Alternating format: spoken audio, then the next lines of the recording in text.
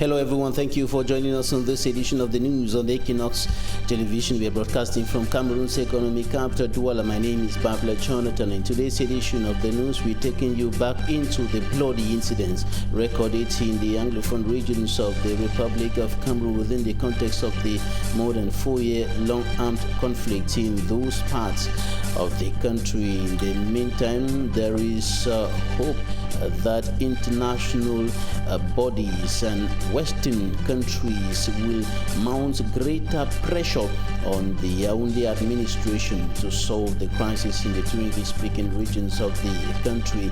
Some persons speaking to us, Cameroonians in the United States of America, are hoping that this will come to pass under the Biden administration. We'll be bringing to you an extract of Dr. Ivo Dita, a Cameroonian in the United States of America, a professor, lecturer in the University of Minnesota, in this edition of the news. And of course, we're bringing you updates on the African Nations Championship after Cameroon grabbed its qualification ticket to the quarterfinals.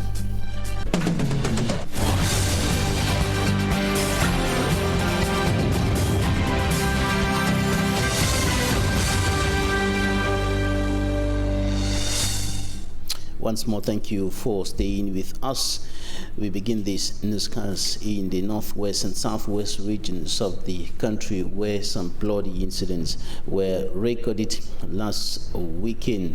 Some persons were killed within the context of the violence and the gun battles characterizing the 4-year-long armed conflict in the northwest and southwest regions of the country. In the meantime, Queen mothers were equally on the streets pressing for a return to peace and normalcy in the crisis-stricken regions. For me, Armstrong Sander has more.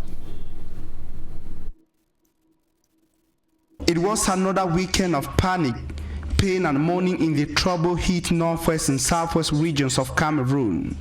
Panic reportedly gripped inhabitants of Limbi following an explosion few meters to a filling station at the half-mile neighborhood. Our correspondent in Limbe said 4 vehicles were shattered with no human casualty recorded. Bamenda inhabitants were gripped by shock and pains following the assassination of 4 teenagers in a raid at Meta quarters. Another killing too many, which the Mafos and mothers of the northwest region say must stop for normalcy to return in their region. Though things are happening the way they are, we know because you are in our midst. We know because you are here. We know because you are in the northwest. Father, nothing takes you unaware. Coming from Bambili, Bambui, Nkwen, Mendankwe, Ndu, Akum and other parts of the northwest region, the women converge at the commercial avenue, mourning and deploring the killings and suffering imposed by the armed conflict on the northwest and southwest regions. We are coming here today to tell you all our worries, all our problems, all the things that are troubling us. That is why today we are here in the grandstand. While praying and invoking the intervention of God in the 2 Anglophone regions of Cameroon, the women told belligerent parties that peace is all they need, as the crisis is only taking their region backward. Father, we are not discouraged because we know you are alive. From Muslims to Christians, religious speakers like Reverend Caroline Memo challenged the various religious bodies to speak out against this scourge which has brought untold suffering to the people. In recognition to her efforts and sacrifices made in organizing the morning exercise since the Kumba massacre of October 24, 2020, the Mafos and women of the northwest region prayed for the protection of Mafo, Ya Sunday Epos Hachidi. Though absent for professional reasons, the women say Mafo Ya Sunday Epos Achidi initiated the exercise, which has been on since November 2020. Unlike the previous editions, which ended with visits and gifts to internally displaced persons in Bamenda and DDR centers, the morning women rounded up with a peace walk in the Commercial Avenue in Bamenda.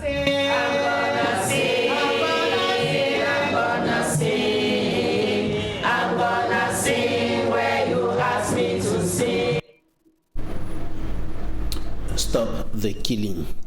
We never bargained for this. These are some of the messages brandished by the Queen Mothers in the Northwest Regional Chieftown, Bamenda, pressing for solutions to the Anglophone crisis. And in the meantime, with the coming to power of a Democrat in the United States, Joe Biden, there is hope that international institutions, including the United Nations Organization and other Western countries like France and the United States, will mount more pressure on the Yaoundé administration to restore peace and normalcy in the crisis-stricken regions.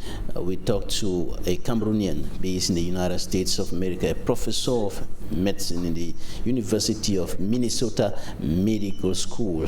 Dr. Ivo Dita spoke to The Insight. Take a listen.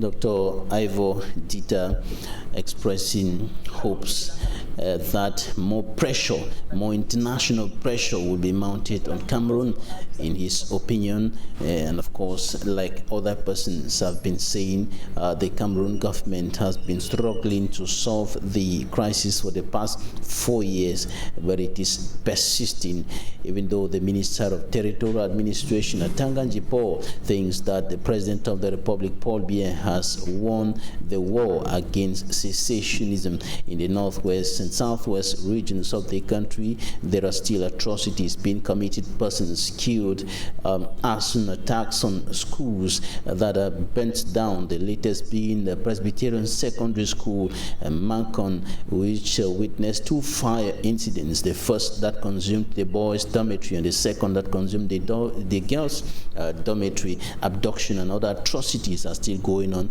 in those parts of the country, and some think that international pressure could be the miracle bullet that will help in bringing the solution to the 4-year-long armed conflict in the northwest and southwest regions of the country. And with the coming to power of a Democrat in the United States, Joe Biden, who took over office last week, there is hope that more pressure will be coming in on the Yaoundé administration from international institutions, including the United Nations Organization and other Western countries like France and the USA, in view of pressing for a return to normalcy and peace in the crisis-stricken northwest and southwest regions of the country. We talked to Dr. Ivo Dita, lecturer at the University of Minnesota in the United States of America.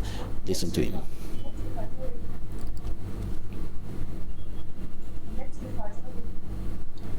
Advance.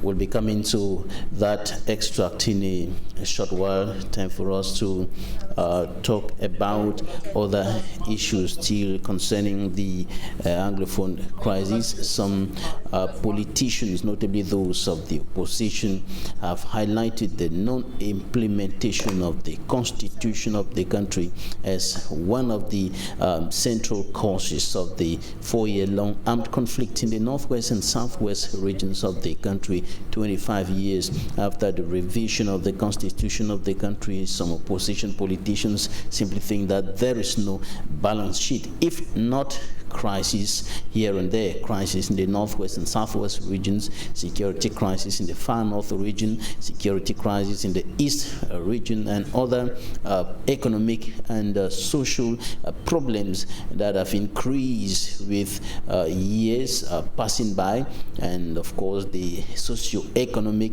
and financial situation of Cameroonians worsening over time.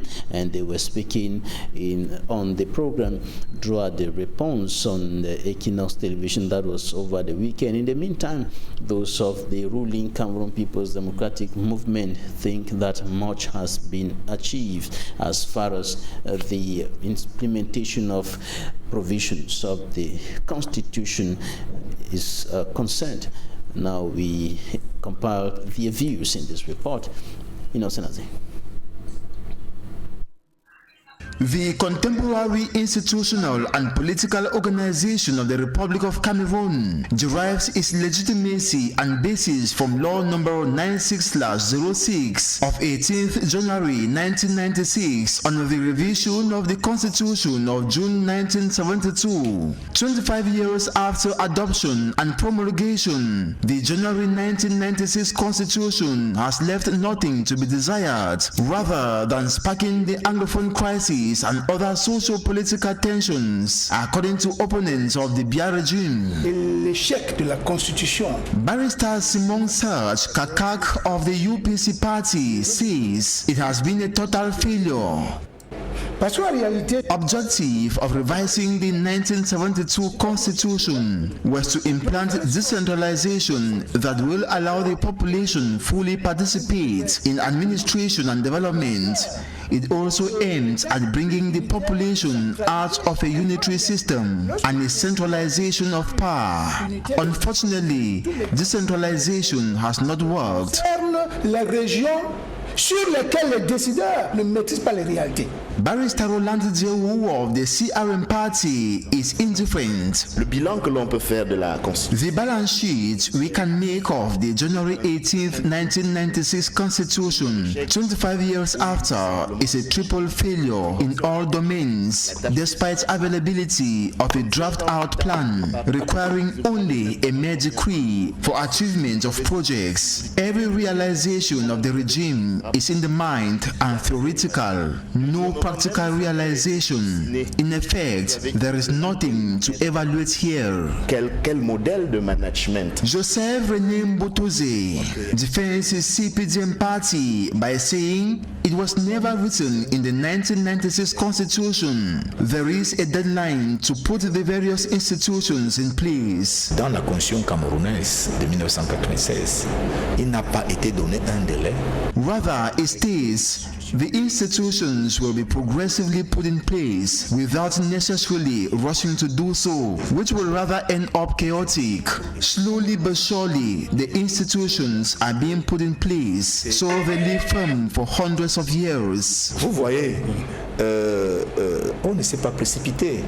On est allé progressivement. Nous avions eu la chance. We must thank the great President Paul Biya, who is still alive, because without him, we would have been in a disastrous society. Imaginez que nous nous soyons précipités et que nous ayons perdu ce tome. Le Cameroun allait ressembler à quoi aujourd'hui? Barrister Roland Djeou of the CRM stops him from consistently saying there is more than enough time and years for the institutions to be put in place. Arrêtez aussi cet enfumage qui consiste à dire oui, le temps long, le temps ceci, le temps cela. Your progressively, slowly, but surely ideology condemns the population who will die while still hoping one day, after centuries, all will be well. Enfin, que le Cameroun soit gouverné, parce que pour l'instant, il n'est pas gouverné du tout. To the opposition, Cameroon is not governed, and it is time for it to be governed by effectively putting in place all the 1996 institutions to stop the lava flowing in Cameroon once and for all.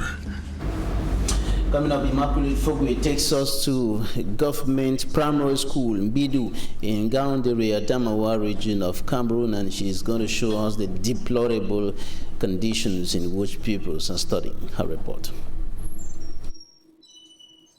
Pupils of Government Primary School Bidu, located in Gaoundere, Adamawa region of Cameroon, receiving lectures while seated on logs of wood. Though seated in an uncomfortable environment, their quest for knowledge and equally becoming better persons in the society is a major booster for them.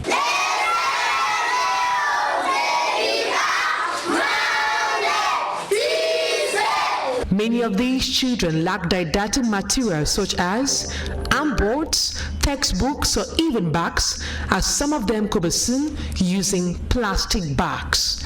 Many of these pupils arrive in the morning looking neat, but when going back home, they look like they carried out intensive manual labor.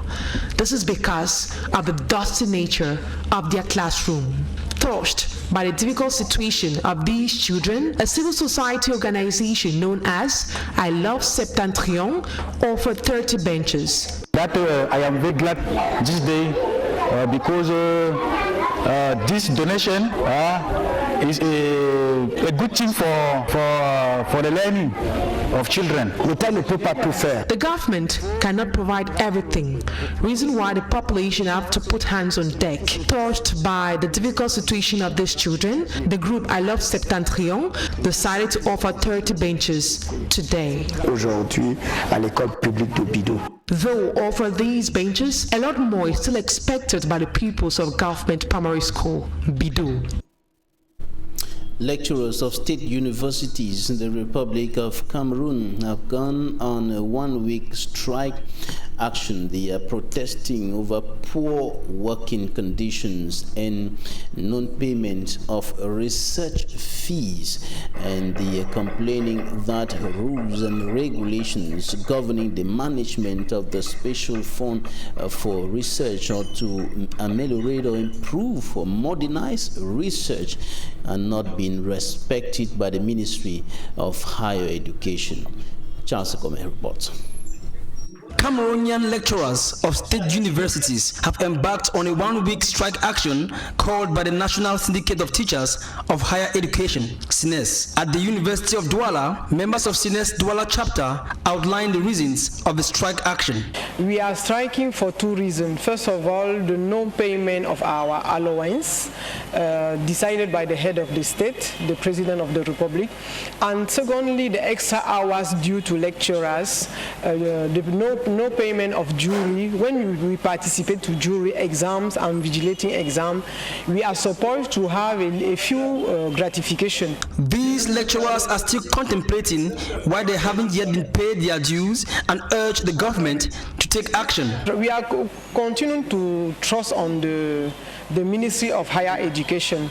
So for our own concern, we don't know the reason why we are not really paid. And for that, we give 2 weeks for the two ministries concerned by the problem, Ministry of Finance and Ministry of Higher Education, to organize the fight to pay us on time. This unfortunate situation has affected the entire student body, which has caused students to miss out on lectures, says the student. I saw my classmates, they were just joking. I asked them where's the teacher, they said the teacher is not around. I think that maybe it's about the strike, because they didn't have the dues. Of our country should put in place measures in order to give these teachers their dues, so that they can come and teach us normally. Because when they don't come, we lose classes. And when you're going to this normal session, you won't validate all your courses. The request of lecturers and students at the University of Douala is that the conditions of the lecturers are met so lectures can effectively go on. Mali and Cameroon became the first nations to qualify for the quarterfinals of the African Nations Championship yesterday. Today in the Japoma Stadium here in Douala and at the Amadou Ahidjo Stadium in the nation's political capital Yaoundé, the teams that will play the quarterfinals from Group B will be known. Sman Jikan Gebre is now on standby at the Japoma Sports Complex here in Douala with updates and stakes. Hello. Evening to you, Babila Jonathan. Right behind me is the pitch where the action will take place at exactly 8 p.m. Cameroon time. It's going to be Libya versus Congo Brazzaville. And I want to tell you that Libya has once won this competition and they will be willing to extend their stay in Cameroon when they take on Congo. The stakes are high. Congo 1 point, Libya 2 points. A win for Libya will guarantee them a spot in the next round, and a win for Congo will also see them through to the next round. But it's going to be decided after 90 minutes plus the extra time the referee of the day is going to give them here at the Japoma Sports Stadium. Out of the Japoma Sports Stadium, we shall have another Group B encounter that will be playing simultaneously as the game here is being played. We are going to have the Democratic Republic of Congo, current group leaders of Group B, will be taking on Niger with 2 points. As I earlier mentioned, a win for Niger too might guarantee them a place in the next round, but DR Congo must have at least a draw and stay away from defeat, without which they might not be coming in to the next stage of the competition. So it's going to be a tough game between the DR Congo side and Niger, as they both tussle for a ticket in the next round of the competition. Group B, as it stands before these games later on this evening, the DR Congo is on top with 4 points. We have Libya, Niger with 2 points each, and Congo is 1 point first from the bottom. Mali and Cameroon are through to the next stage of the competition, and it will be important to note that Mali defeated Zimbabwe right here by 1-0 to go top of Group A. Meanwhile, we have the likes of Cameroon that played a goalless draw with Burkina Faso to become the second. Cameroon will be playing right here at the Japoma Sports Complex against the first of this group here at the quarterfinals. The video assistance referee will be introduced into this competition at the level of the quarterfinals. Live at the Japoma Sports Complex on few hours to the kickoff of the Group B encounter between Libya and Niger. For Equinoxe Television 6 p.m. news, Raoul Tabufwe, Smart Njikan Gabriel. Thanks, Smart Njikan Gabriel, for that report. The Democratic Republic of Congo will play against Niger in Yaoundé. Coming up next, Talking Point.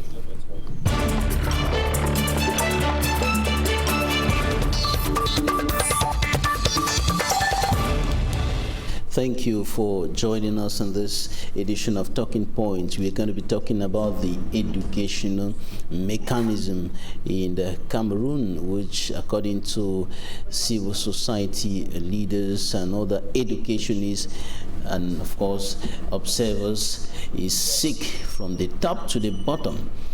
Senior or higher education lecturers on strike, complaining about non-payment of research dues and poor working conditions. Pupils in primary schools studying in precarious conditions.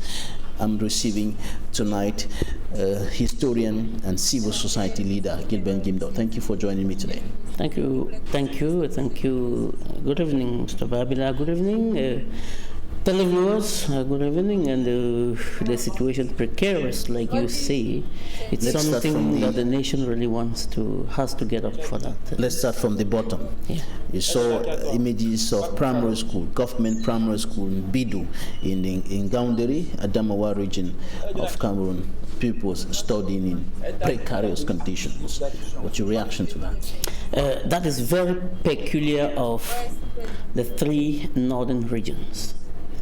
I don't know why politicians in this nation behave the way they behave, because when you get into government, you find that sometimes people may blame the head of state and blame the government for maybe sidelining some areas or favoring some areas. But the truth about the government and the representation in the government of this country is that our 3 northern regions are well represented. Besides, the policy of the government has on regional balance, on regional development, has never, as far as every Cameroonian is concerned, not only me, kept the north out, except the council area or the government in that particular area is handled by some people who do not want to see development in that particular area, because we don't believe that should be the image of a school, that the name should be called government. When you look at the government of this country, you find elite of the north. You find the north well represented in that area. When you look at the government, in fact, every organ of government, the legislature, the judiciary, the executive, they are well represented. Where is the problem? I remember President Aidjo used to say that tribalism is a vector of development. If you are appointed from your area and you refuse to take care of your own area, then there is a problem. It means you do not deserve to come from that area and be in government. You don't deserve to represent that area. So the question is, who are those who represent those that area. Even though they are appointed to serve the nation, it is usually said that charity begins from home. The issue of serving the nation, let's be clear about this. When you're in parliament, they say député de la nation, you're the deputy of the nation. But then, who elected you? Who are those who choose you? What about those micro projects, the microfinance projects that are given in the parliament? Are they given to you to leave your own area and go invest elsewhere? No. They are given to you to go back to your area, please your people by carrying out micro projects and let them realize that they did not make the wrong choice by sending you to represent them. When they say deputy of the nation, it signifies only one thing. The laws, you should participate in the laws that are made to serve the whole nation. But there is a larger something behind. That larger thing is you represent the interests of your people. I'll give you an example. In the United States, for example, when you're a senator or a congressman from a particular locality, you consult with your people before you go to Congress or you go to a Senate. And that is the same everywhere. Before you go to parliament, you have the consent of your people on a particular state, on a particular issue parliament has to discuss that very season. Whether in March, whether in June, whether in November, the months that parliament sits in Cameroon. Whether it is the section of the budget, you have the consent of your people. You are supposed to before moving. If it is June, if it is March, you have the concern of your people for whatever parliament has to discuss that very time before you move to parliament. You don't go there, move like that to go and then navigate blindly. No. You go with a concept, you go with an objective, and that's why you must not follow the crew, you follow what you brought from home. I remember, let me recall you from history. In 1919, when Prime Minister Lloyd George was leaving England to the Paris Peace Conference, the English people told him, let Germany pay to the last kobo. Let Germany pay to the last coin. That is what he carried to the conference. The French people told Clemenceau, let Germany lose territories to the last and get weakened to the lowest point so that our security is guaranteed. That is how those who represent people move to where issues concerning the nation go. They don't just go blindly. They go with what they carry from home. You're talking about elite and notably parliamentarians and senators and so on. But the primary responsibility lies on the shoulders of the state. The primary responsibility to educate the citizens, to make sure that pupils go to school in acceptable conditions, is the responsibility of the government. It is true, Mr. Babila, but one thing I must tell you, and I must tell every Cameroonian, is that as long as our state is lackluster in the way it does things, as long as our state is reactive, simply reactive. It is not proactive, it is not spontaneous. It is a late state in everything that is done. That is known. No matter what happens, it's a late state. But it's a late state. It's a late state. What do you mean by it's a late state? A late state that comes, or that always comes after things have been done and they're only falling behind, they're running behind things to catch up. And it is, I mean, without, if they have caught up with anything at hand as of now. Look at the virus we contracted last time. Look at the way the government was trying to gamble around it. Look at so many other things uncountable. I don't want to sit here and begin to accuse the government because the Cameroonians see everything. Just look at the nature. You saw the nature of that school yourself. Keep the government aside. We also know projects that are given to contractors by the government. It is true that sometimes the government does not even pay the money. That one is clear, because the contractors themselves say that money has not been paid. Some months now, the Minister of Urban Development was in Consaba. Elsewhere, the Minister of the Public Works have been moving to places, either disqualifying works or problems that are coming up in all regions without an exception. Money has not been paid, and the contractors, with the little they have, will start executing the projects where their finances or where their means end. They will leave it like that. And as cunning and as vicious as Cameroonians are, papers will be made.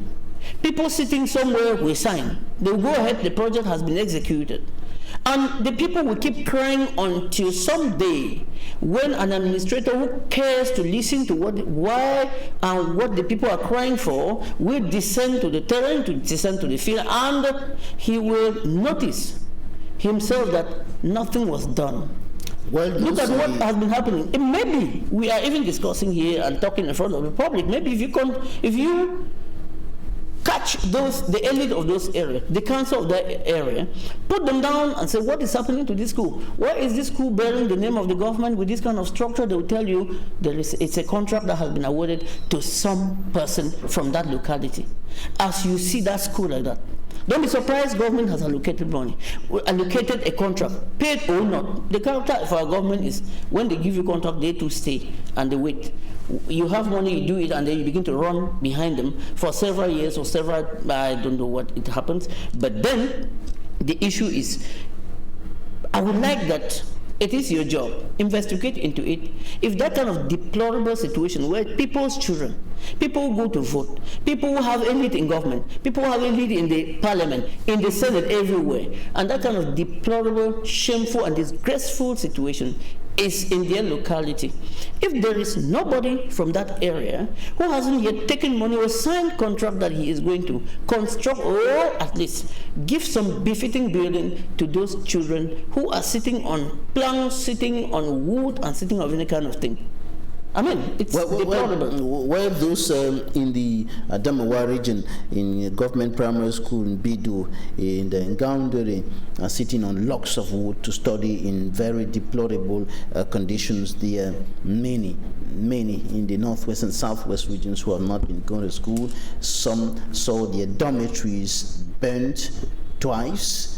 In Presbyterian Secondary School, Mancon. We're going to come to that in a short while. First of all, let's talk about the university lecturers who are on strike. They've put down their chalk and their pens, and they are saying that their conditions, their working conditions are deplorable. And at the same time, the special fund that was put in place by the President of the Republic to help improve or ameliorate on research is not being dished out to them as it ought to be. The rules and regulations governing that fund, the management of that fund, are not being respected according to the lecturers. There are many questions that are supposed to be asked around this issue of the SNES, revolting every year and going on strike every year. So many questions. The first question I would like the whole public to ask, and I may even ask the lecturers themselves, I mean the university community to ask this: has the budget been displaced actually displaced into the coffers of the higher education ministry?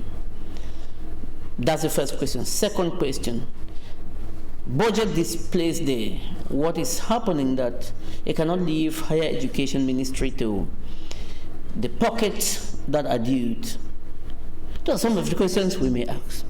Because I remember that some years, like 2014, when the SNES went on rampage, declared they wouldn't teach. That was from October right up to January ending.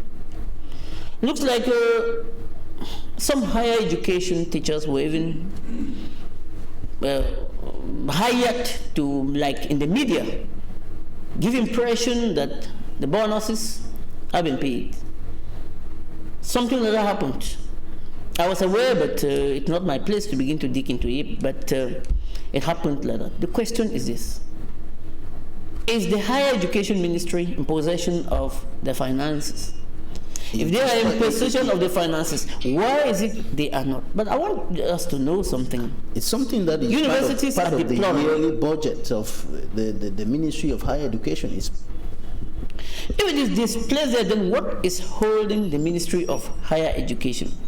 You see, in this country, politics has been enriched at the detriment of education. Very unlike other countries. I'll give you an example, like in Senegal. Any person can contest, where education is given preference to grow. But in this country, politics is enriched. You invest in politics, you become richer than a university lecturer. Go to the university here, Douala, for example, where we are. Go to Douala where you are. Look at offices where lecturers sit there. They are far lesser than the office of a head teacher in a primary school. I think I should be excused by somebody if I'm hurting. But that is the reality. Go to the university. Go to public toilets in the university. Shame and disgrace are partner to any person who go there to. Are partner to that university if you go there and look at it. Move to University of Douala. Descend to campus B down there. Look at the toilets there. Enter into classrooms, no seats, no benches, no chairs, nothing. Climb up here is the same scenario. And the question is this: university has budget. What kind of budget are we talking about? You meet students come in, benches have cracked, some of them have bent upside down. Teachers come, no seats to stand, no seats for them. I mean, university lecturers are supposed to be comfortable even when they're in classroom. But that's not the case. But there is budget for that. So what is happening? That's the question. What is happening? The issue here is people who are transmitting knowledge training, even heads of states, ministers, and all those people who are now managing the issues. They were trained by teachers, and today they are... No. They no longer know they were trained by teachers, because when you join politics and you no longer know you were trained by teachers. When they train by teachers and they get into politics, and politics in a country like ours, when politics is more enriched, investment is done more in politics than education that is supposed to move the country to another level, what do you expect? They will no longer know academics, they will no longer know university studies, they will no longer recognize who is teaching in the university or who is doing web research in the university. Research in universities in Cameroon is below average. Far below average. In some universities, like in this Douala, it's almost, I'm just ashamed to say the level that it is, because the truth is teachers lack what to do in order to carry out proper research. I'm not blaming the rector. I'm not blaming the university administration. The problem can be above. Nobody knows. Nobody knows. But the issue is that when you find a situation where the university is lacking right down to toilets, lacking right down to classroom equipment, right down to everything, I begin to ask myself, is this the responsibility of university administration, or is it from the ministry, or is it from where? That is the problem every Cameroonian should ask. Not for me to sit here and give you any definite answer, because to be clear to you, I do not know where the issue is coming from, but something is wrong somewhere. We are rounding up with the fire incidents recorded last weekend in PSS Mancon in Bamenda. Twice the boys' dormitory burnt, the second time the girls' dormitory burnt down, 4 persons killed in Bamenda, an explosion in Limbe. What's your take about these incidents happening at a time when the Minister of Territorial Administration says that the President of the Republic has won the war against secessionism? You know, the Honorable Minister for Territorial Administration has said a lot. He has said a lot, and not only a lot, he has said with a lot of content in it that needs to be sometimes considered with, I don't know if like a joke or what, because he's a minister in Cameroon, and all Cameroonians have the right to comment on what he has said. Sometimes he plays jokes in front of the public, playing jokes in the sense that we see how killings still go on. We see how insecurity is increasing day after day, and somebody is telling the public that the president has won the war. And how, in what way can we think that the president has won the war? That is not even common. Before even you carry us to Mancon, don't forget what happened to Seka Baptiste, to a college there in Boya, where the dormitory was born before PSS Mancon. In Limbe, where students were beaten and chased out, a dormitory burnt again in Boya before even PSS Mancon. The question here is, the issue here is, those are things that are recurrent as it stands now.